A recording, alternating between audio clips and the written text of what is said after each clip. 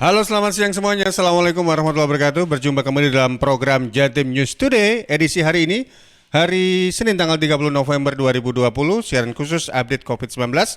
Sudah ada 5 reporter yang akan memberikan informasinya untuk Anda dalam program Jatim News Today di kesempatan siang hari ini. Rangkuman kabar update penanganan COVID-19 untuk regional Jawa Timur segera sahabat simak dalam update COVID-19. Update COVID-19. Yang pertama ada peluang dengan LPPL Suara Sidoarjo, Bawaslu Sidoarjo akan tindak paslon pilkada yang langgar protokol kesehatan saat kampanye. Bill? Baik, dengan tegas Bawaslu Sidoarjo akan memberikan peringatan tertulis bahkan bersurat kepada pihak kepolisian terkait pasangan calon pilkada serentak di Kabupaten Sidoarjo yang melanggar protokol kesehatan dalam kampanye tatap muka.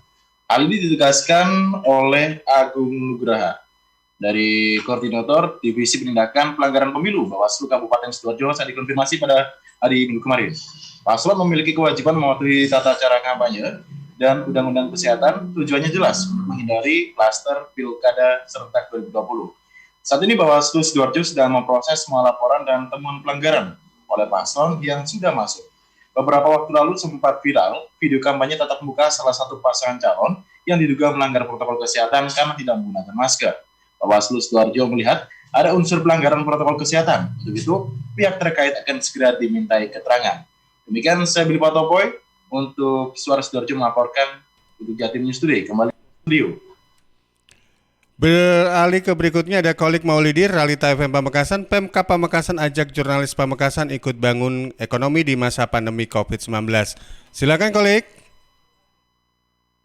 Oh, Kolik belum join rupanya. Kalau begitu saya geser ke Suara Gresik, ada Putri Rizkiana dari LPPL Suara Gresik. Satgas Percepatan dan Penanganan COVID-19 Gresik sebut 3M dan 3T tidak bisa dipisahkan. Putri silakan.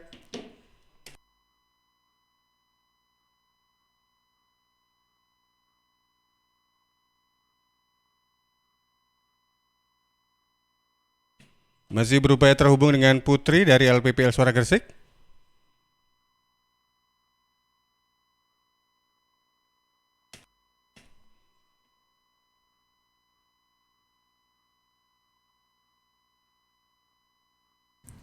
Selain menerapkan mencuci tangan, menjaga jarak, dan menggunakan masker untuk mencegah penyebaran COVID-19, ada juga peran 3T yang tidak kalah penting untuk menangani COVID-19. Juru bicara Satgas Percepatan dan Penanganan COVID-19 Gresik, Dr. Saifuddin Ghazali mengatakan, strategi penanganan COVID-19 terdiri dari peran 3M dan 3T yang tidak bisa dilepaskan. Mulai dari memakai masker, menjaga jarak, mencuci tangan pakai sabun, sedangkan 3T adalah testing, tracing, dan treatment. Menurut Ghazali, testing dilakukan untuk cakupan target yang ada. Tracing melakukan penelusuran dan pencarian kontak erat terhadap penderita-penderita yang terkonfirmasi positif COVID-19. Kemudian tracing, yakni menemukan seluruh kontak eratnya. Setelah itu hasil tracing akan dilakukan rapid test dan swab test. Sedangkan treatment adalah penanganan pasien yang sudah sakit, dilakukan treatment serta penanganan dengan baik dan benar sesuai SOP kesehatan. Treatment termasuk dirawat di pondok rehabilitasi dan observasi COVID-19 yang berada di Stadion Gelora Joko Samudro. Sedangkan pasien yang mengalami keluhan maka akan dirawat di rumah sakit. Karena hingga saat ini total angka kesembuhan pasien COVID-19 di Kabupaten Gresik mencapai 3.511 orang. Berikut informasi yang bisa saya sampaikan. Saya Putri Rizkiana, Suara Gresik mengabarkan untuk Jatim News Today. Bergeser, coba terhubung kembali via Zoom dengan Kolik Maulidi dari Realita FM Pamekasan. Pemkab Pamekasan ajak jurnalis Pamekasan ikut bangun ekonomi di masa pandemi COVID-19. Kolik silakan. Baik Panji, pemerintah kabupaten atau Pemkab Pamekasan gelar seminar dan media gathering di Hotel Spencer Greenberg Kota Batu, Kabupaten Malang. Kegiatan tersebut ditujukan kepada seluruh insan pers di Kabupaten Pamekasan yang diikuti oleh sebanyak 77 orang jurnalis.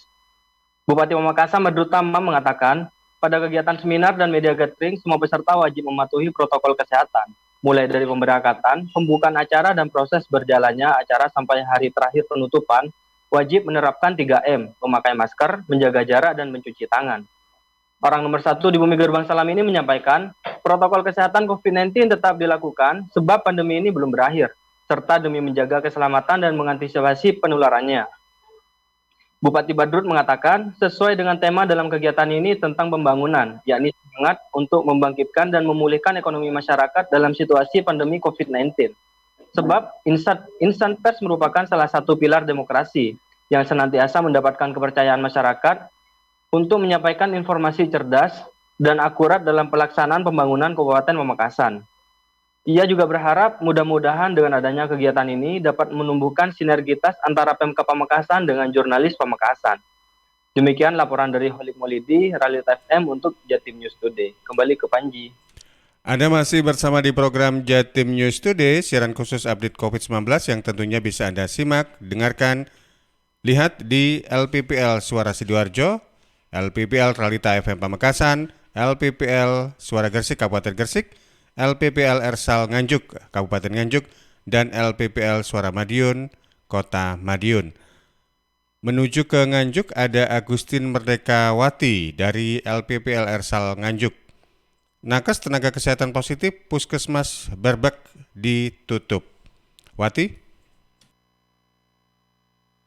Pasien COVID-19 dari klaster tenaga kesehatan kembali bertambah setelah 3 pegawai di Puskesmas Berbek dinyatakan positif COVID-19 selama beberapa hari terakhir. Mencegah perluasan penularan, mulai hari ini Puskesmas Berbek di lockdown. Penularan COVID-19 di Puskesmas Nganjuk berawal dari terpaparnya nakes perempuan berusia 51 tahun pada tanggal 21 November setelah perempuan asal Kecamatan Nganjuk terkonfirmasi positif, beberapa koleganya ikut tertular. Pada hari Jumat 27 November lalu, nakes perempuan berusia 37 tahun di Puskesmas Berbek dinyatakan positif corona. Perempuan asal Ceret menjalani isolasi mandiri. Selanjutnya pada hari Sabtu 28 November, giliran 2 nakes lain yang positif, yakni lelaki berusia 42 tahun asal Sawahan yang menjalani isoman. Terakhir, lelaki berusia 42 tahun asal Prambon yang dirawat di RSUD Nganjuk. Dengan penambahan 3 naker di Puskesmas Berbek yang positif COVID-19, total sudah ada 4 pegawai di tempat yang terpapar COVID-19. Kondisi tersebut membuat sarana pelayanan kesehatan tersebut di lockdown mulai hari ini dan di lockdown 10 hari. Kepala Puskesmas Berbek Dr. Endang Rahayu mengatakan, penutupan sementara Puskesmas dilakukan karena semua nakes yang pernah kontak erat dengan pasien terkonfirmasi positif di tempat tersebut sedang menjalani tes swab. Hingga kemarin, menurutnya, pihaknya sudah menunggu hasil tes swab. Selama penutupan Puskesmas, pihaknya akan melakukan sterilisasi, diantaranya dengan penyemprotan disinfektan sebanyak 2 kali dalam sehari. Terkait 4 pegawai yang terpapar COVID-19,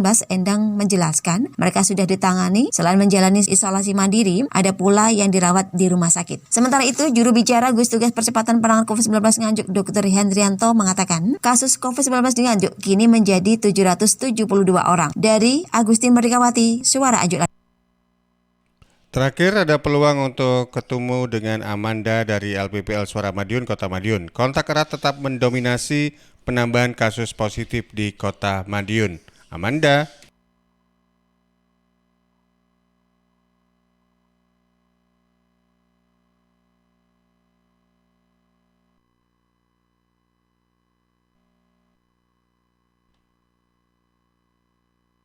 Ya, masih coba terhubung dengan Amanda.